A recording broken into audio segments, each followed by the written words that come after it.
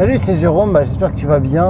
Là, j'ai un audio à te faire que j'ai en tête et je voulais te faire à la base un petit dessin comme souvent c'était mon habitude et je t'avoue, j'ai un manque de temps là.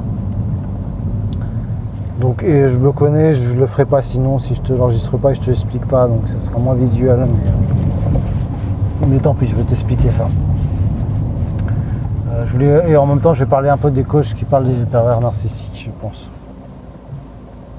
Pour soigner, voilà, le problème des coachs sur les pervers narcissiques, il me semble, au-delà qu'il va faire du business que je peux.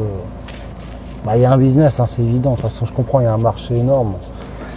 Ne serait-ce que, sans parler de perversion narcissique, le nombre de gens qui sont en souffrance, c'est colossal. Finalement, c'est colossal. Tu vois, je te parle même pas de personnalités pervers narcissiques, mais juste des gens qui sont dans des relations toxiques, ou la vie, ou pris par le travail, ou qui viennent se faire licencier. Enfin, tout cet aspect-là de développement personnel, de coaching et tout. Oui, c'est sûr qu'il y a un marché. Et puis dès que ces personnes-là qui font un peu du coaching, développement personnel, ils font sur le thème de la perversion narcissique, ça buzz. Ça buzz, ils disent ah mais c'est quoi ce truc, ça a buzzé de ouf. Je veux de l'audience, et voilà, et puis ils enchaînent, ils commencent à faire ça, ils vont spécialiser là-dedans, et ils disent ouais, je vais faire des formations, comme moi je voulais en faire, tu vois, mais la seule différence,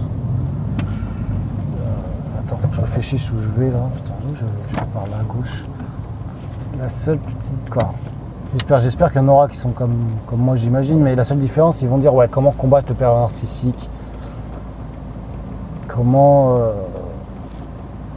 le problème il n'est pas là en fait. Le problème c'est pas le pervers narcissique. Le problème c'est pas ton comportement avec le pervers narcissique. Alors bien sûr que c'est un truc qu'il faut travailler.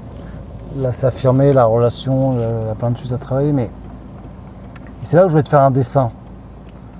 C'est là où je voulais faire une timeline, c'est-à-dire une sorte de trait en disant à un moment donné, je parle des gens qui ont été en couple avec un pervers narcissique. Si tu as eu un parent PN, c'est un peu différent, mais voilà, j'en parlerai après. À un moment donné, tu as rencontré un PN, ou peut-être aussi des relations un peu toxiques, c'était toujours compliqué. Et voilà, tu essayes de comprendre la perversion narcissique, tu regardes des vidéos, tu as peut-être lu des bouquins, tout ça. Mais le problème, il n'est pas là. Le problème, il se situe dans ton enfance, dans un problème, dans une faille que tu as, dans une faille que moi j'ai, dans ton histoire, dans ce qui s'est passé, qui fait que tu vas attirer ce genre de personnes. Pas dans le sens où tu les attires, pas dans le sens où tu seras un aimant spécialement pour eux, mais juste qu'eux, ils voient cette faille en toi, ils voient une possibilité de l'exploiter. Exactement comme ces coachs sur la perversion narcissique, ils voient une faille, ils voient un marché, ils disent voilà, il y a un marché, là je fais des vidéos sur les PN, je te fais les 10 étapes de machin, les 7 clés de trucs. Alors pour faire des listes, c'est ce qui marche le mieux. Moi aussi, j'en ai fait. Dès que tu fais une petite liste, ça marche, en fait tu cliques. Et en fait, donc le vrai travail, c'est pas vraiment, même s'il faut le travailler un peu, c'est pas. Mais le vrai travail de fond, voilà, c'est ça que je veux dire. Le vrai travail de fond, ça va pas être ce que tu as vécu avec cette relation du PN, ça va être tes failles d'estime de soi et de confiance en soi, mais vraiment relié à ton enfance, à ce qui t'a structuré. Et ça peut être tout et n'importe quoi. Et c'est un vrai travail, tu vois. Pour moi, c'est peut-être le fait que ma relation avec mes parents, que mon père est homosexuel, que j'ai vu mon père en dépression, que le fait que moi que c'était une relation particulière, que j'ai pensé à un moment donné à mon premier amour où ça a été vraiment une catastrophe, où j'ai beaucoup pleuré quand j'avais 17 ans, mais non, il y a vraiment une faille vraiment de l'enfance par rapport à ça, et je travaille ça, et j'en ai parlé à ma mère dernièrement, à ma psy, et tu vois, là j'ai vraiment identifié que voir mon père en dépression, et même avant mon père, quand je suis né, il n'était pas présent, il était en dépression, ma mère a dû tout gérer, j'ai pas eu de contact avec mon père, j'ai un manque, tu vois. J'ai eu eu un manque. Et ma mère, finalement, aussi n'exprime pas vraiment son amour avec moi. Elle-même, hein. Voilà, mais elle était élevée par ses grands-parents. Ça a été dur pour elle. Et ma mère ne m'a jamais vraiment dit je t'aime, tu vois. Elle me disait toujours je t'aime bien. Je t'aime bien. Et ben, moi, j'ai toujours interprété je t'aime pas, tu vois. Quand t'aimes quelqu'un, et mon fils, je lui dis toujours je t'aime, tu vois. C'est un truc. J'essaie d'être très présent, tu vois. Et bah, tu vois, ne serait-ce que j'ai pas eu des parents pervers narcissiques. Mais ça, père dépression, mon père, voilà, où je me pose moi sur l'identité, qui en plus il est homosexuel, mais il est avec ma mère, donc ça fait tout un business d'histoire un peu bizarre. Et j'ai pu en parler avec eux et je me rends compte que c'est quand même un couple qui s'aime, donc tu vois, c'est très particulier. Mais je l'ai interprété d'une certaine façon dans toute mon enfance. Et maintenant je revois les choses d'une certaine façon. Ma mère qui n'a pas voulu dire je t'aime. Le rapport qu'il y a entre mon père et ma mère qui est un peu... On retrouve un peu ce rapport dominant-dominé, ma mère qui engueule toujours mon père qui est avec ma mère, mais du coup qui assume pas vraiment ce qu'il est, certainement sur sa sexualité. Enfin, il y a un rapport un peu pas très sain là-dedans, finalement, inconsciemment, même si la structure marche, même s'ils s'aiment, tu vois. Qui fait que ma relation en femme est extrêmement compliquée, que j'ai du mal peut-être à m'engager. Je vais vers les femmes je me rends compte maintenant, qui ont des problèmes. Je vais souvent vers des femmes, j'allais, peut-être maintenant ça a changé, parce qu'en ce moment je suis un peu coupé, vers des femmes où il fallait que j'aide, tu vois. Je me rappelle Fatou, ah merde, j'ai eu son prénom, on s'en fout. J'étais très amoureux et elle était extraordinaire cette femme, tu vois. J'étais tellement amoureux, mais qui s'était fait rejeter par son père parce qu'elle a eu un enfant avec un blanc, parce qu'elle était black, tu vois. Et elle s'en sortait, elle avait une énergie de dingue, tu vois, mais j'étais amoureux, mais en même temps, enfin, je la mettais sur un piédestal, c'était complètement pas stable.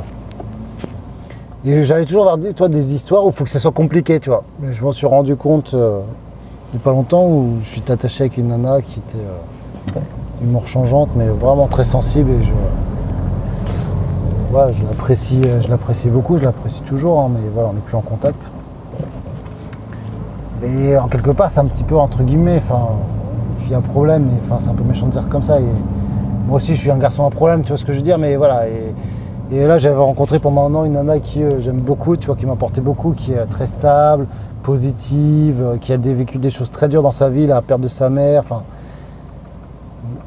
Elle m'a aidé beaucoup, mais on se voyait pas beaucoup, on se voyait une fois par mois, c'était sérieux, pas sérieux à la fois, mais quelque part, il y a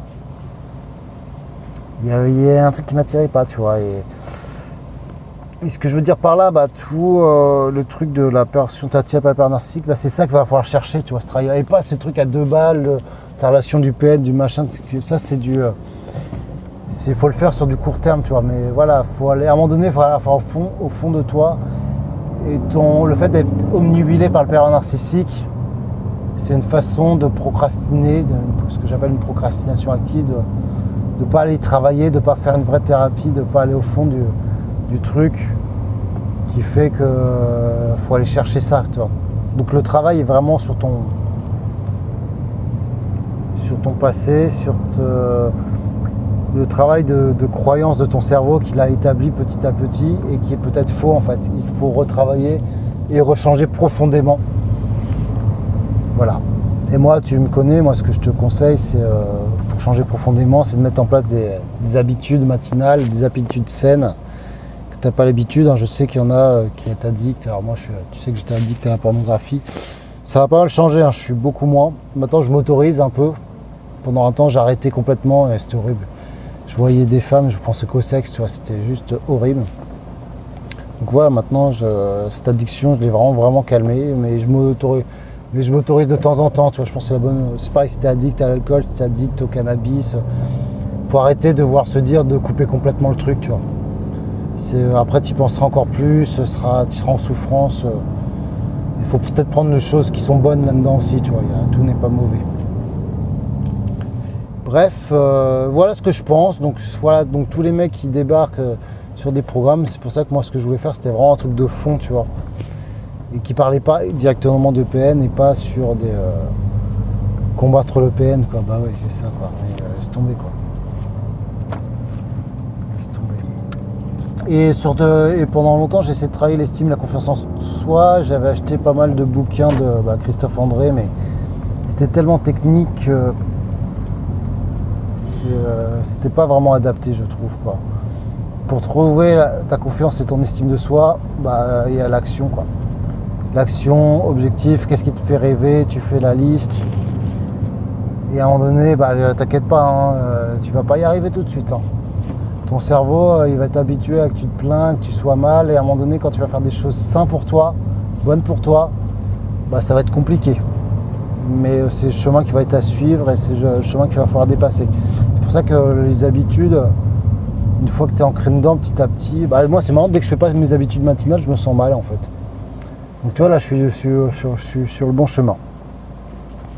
Voilà, bah, c'est ça que je voulais te partager. Bah, désolé, j'ai pas pu te faire un petit dessin, je t'aurais fait une timeline et je t'aurais fait une croix en disant YLPN et il faut travailler un travail de fond.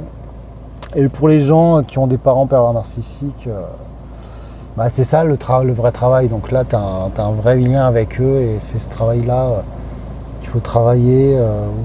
Peut-être que tu l'as déjà fait, donc tu es passé à autre chose, mais de comprendre et d'avancer. Couper le lien. Pas facile, hein. Allez, je t'embrasse, prends soin de toi.